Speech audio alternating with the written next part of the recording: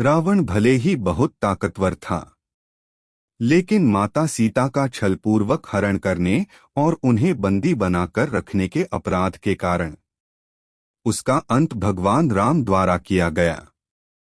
लेकिन भगवान राम भी यह मानते थे कि रावण के जैसा महाज्ञानी और विद्वान संसार में कोई नहीं था।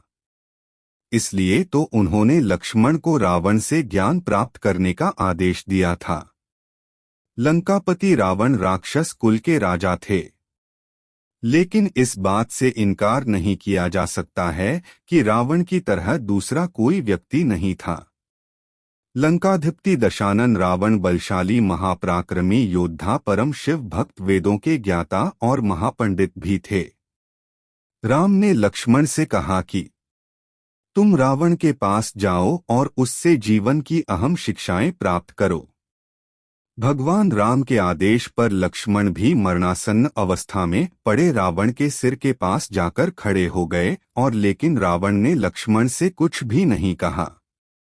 लक्ष्मण राम के पास आकर बोले, प्रभु, मैं बहुत देर तक रावण के पास खड़ा रहा था, लेकिन उसने कुछ भी नहीं कहा।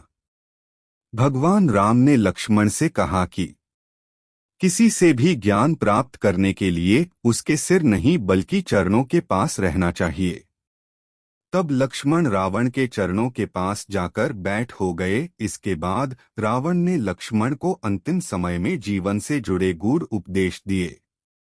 रावण द्वारा बताई इन बातों का महत्व आज भी है और हर किसी को जरूर जानना चाहिए।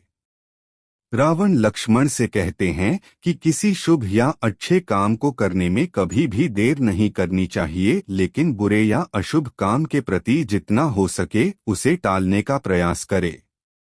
व्यक्ति को कभी भी अपनी शक्ति और पराक्रम का घमंड नहीं करना चाहिए। इतना अहंकार कभी नहीं होना चाहिए। उसे अपना शत्रु और रोग तुच्छ लगने लगे, क्योंकि छोटे से छोटा रोग भी प्राणघातक हो जाता है और कमजोर शत्रु भी खतरनाक हो सकता है।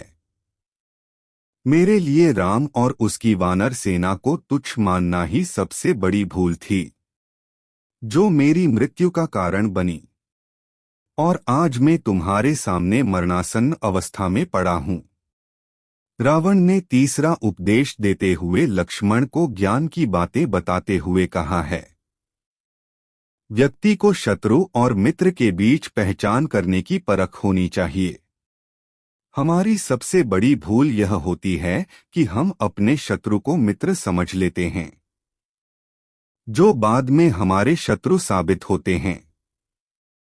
वहीं जिसे हम शत्रु समझकर पराया कर देते हैं, वही हमारे असली मित्र होते हैं। रावण ने लक्ष्मण को ज्ञान देते हुए कहा कि अपने जीवन के गुप्त रहस्यों कभी किसी को भी नहीं बताना चाहिए, फिर चाहे कोई कितना भी सगा क्यों न हो।